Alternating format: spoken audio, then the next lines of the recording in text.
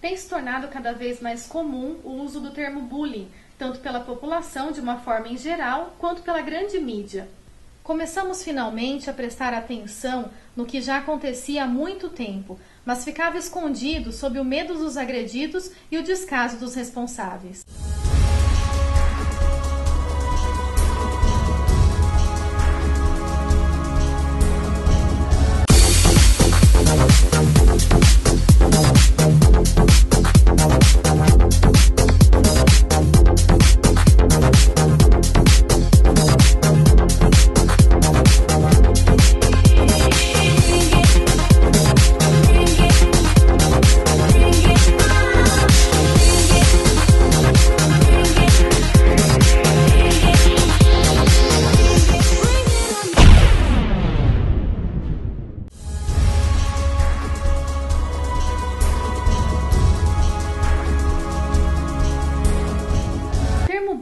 Está relacionado a qualquer atitude agressiva, intencional e repetida praticada por alguns sobre outros. Essa relação, seja ela física, moral ou psicológica, está baseada numa relação de poder na qual todos os lados saem prejudicados, seja ele agressor, agredido ou até a testemunha. Embora o bullying exista há muitos anos, o termo foi empregado pela primeira vez na década de 70 por um professor da Universidade da Noruega. Ele estudava tendências suicidas em jovens e percebeu que a maioria das vítimas havia sofrido algum tipo de agressão na escola. A partir daí, o bullying passou a ser encarado como um problema grave e ganhou destaque no mundo inteiro. E você, conhece alguém que já passou pelo bullying?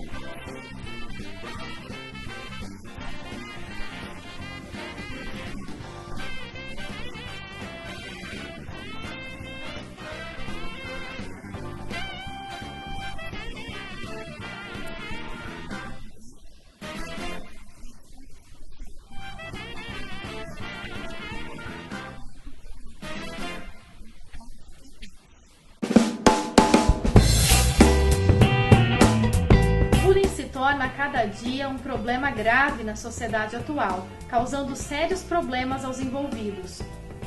Na tentativa de diminuir seus danos à sociedade, diversas instituições lançam campanhas e projetos de conscientização social.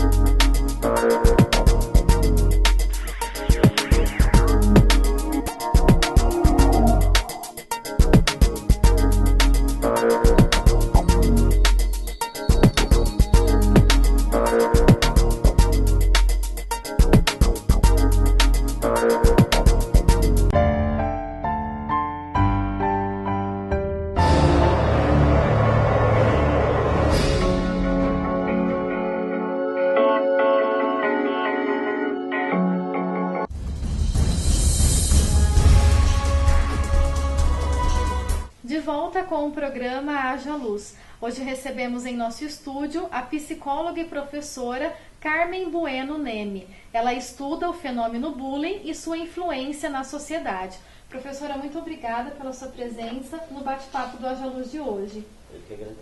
Professora, esse fenômeno do bullying costumava ser visto como um comportamento comum nas escolas. Quando começou a mudar? Na verdade, havia sim uma certa negação, uma certa omissão por parte dos adultos com relação a esse tipo de violência. E se considerava como brincadeira normal de criança, de adolescente. Embora, se a gente pensar bem, é só ver que há uma desproporção entre aquele que agride e a vítima. Então, na verdade, hoje, as pessoas e a própria sociedade estão mais conscientes a respeito dos seus direitos, a respeito até, né, do que seja violência. E o aumento desse tipo de violência é que foi um dos elementos que talvez ressaltou o problema. E quando que isso aconteceu? Olha, isso vem sendo estudado já, não no Brasil, mas na Europa, nos Estados Unidos, desde a década de 60. Então não é um estudo tão recente. Mas ultimamente é que se tornou mais conhecido, né, o fenômeno. Não só pelo aumento do fenômeno, como também pela veiculação maior das informações. Então hoje as pessoas se informam mais, com mais facilidade e, né, isso chamou atenção, inclusive se usando o nome inglês, né, para esse tipo de violência que é comum no mundo todo, na verdade. E quais são as consequências que o bullying traz para o indivíduo, tanto o agressor quanto o agredido? Olha, nesse fenômeno é preciso diferenciar o seguinte, porque hoje até todo mundo fala, mas tudo é bullying, então uma brincadeira, se eu puser um apelido em você, ou fizer uma brincadeira mais assim, então isso vai ser bullying? Não. Para caracterizar o bullying, tem alguns elementos básicos, né? Um deles é que haja um jogo de forças entre a vítima e o agressor, sendo que o agressor ganha, né? Ou ele é mais forte, mais velho, tem uma condição econômica melhor. Então sempre tem uma supremacia do agressor com relação à vítima. E tem mais um papel importante também, que tem sido estudado, que é o da testemunha, né, do observador. Então, são 3 papéis, e para os 3 a gente estima que haja consequências, mas principalmente para a vítima. Os estudos mostram consequências muito graves, em geral, para o resto da vida. Eu tenho vários orientandos, né, com pesquisas sobre o efeito do bullying na infância, na adolescência e até mesmo na idade adulta, sobre a vida das pessoas. Então a gente sabe que quanto mais precoce e quanto menos a vítima tiver ajuda, mais sérias são as consequências. E para o agressor, também há consequências, porque ele já está se comportando como um agressor e a gente tem que verificar o que é que acontece. Ele pode estar repetindo na vítima algo que ele já sofreu. Então os dois, além do observador, devem ser compreendidos. É comum ouvir falar de casos nas escolas.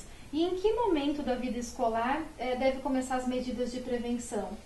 Desde a pré-escola. O bullying existe desde a pré-escola, né? A escola é o local onde com mais frequência ocorre o bullying, mas ele extrapola os muros da escola, né?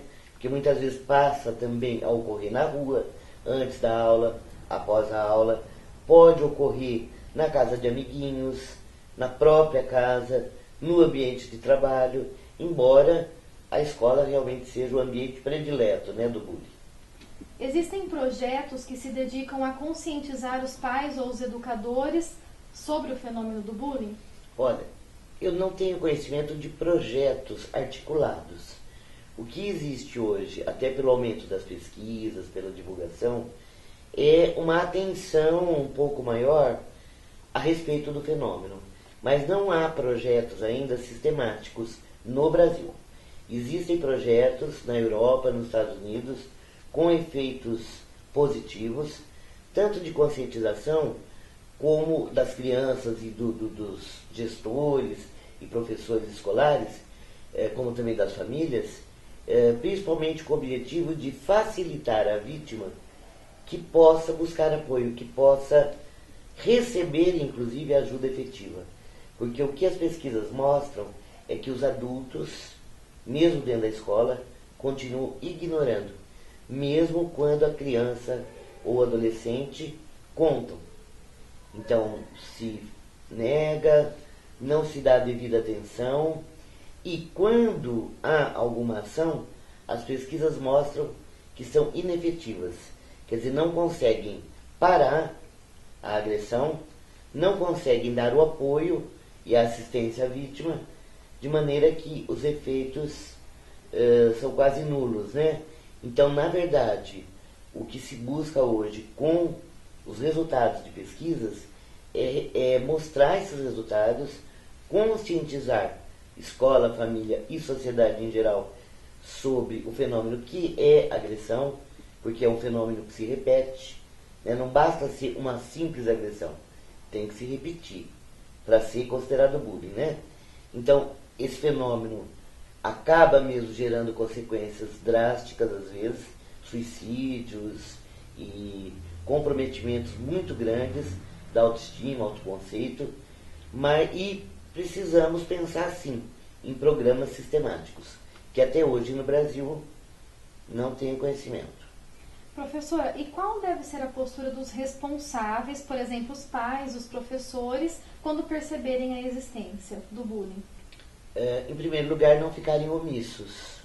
Conversarem, tanto com as vítimas como com os agressores. Algumas pesquisas mostram que punições até legais, não são um bom caminho, não se mostram um bom caminho. Na verdade, o que se deve fazer é um processo de conscientização mesmo. Mas não se deve omitir socorro à vítima, né? A vítima tem que ser ouvida. Em geral, ela não conta, porque ela já está humilhada, fica mais humilhada ainda ao contar. Então, não deve esperar que a vítima vá procurar, porque as pesquisas mostram, inclusive, isso, que a vítima dificilmente procura ajuda. E quando procura, não se sente ajudada. Então, o adulto, ou mesmo o colega, né, porque, em geral, os observadores são colegas, embora adultos também sejam, devem procurar dar apoio à vítima, devem procurar auxiliar a vítima, que em geral está em desamparo, e também encontrar medidas de se conversar com o agressor, né, identificar os motivos que o levam a cometer esse tipo de violência, né. O apoio deve ser para todos, né, na verdade, todos os envolvidos. Tá bom, obrigada. Então nós vamos para um rápido intervalo e no próximo bloco tem mais.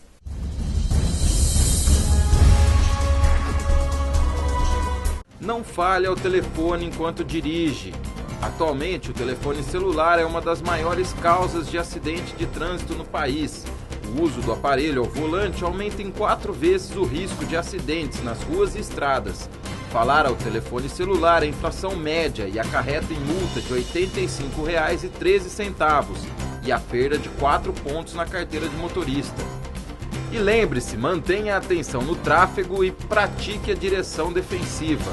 Manter a segurança no trânsito é dever de todos nós. Dirija com cuidado e boa viagem.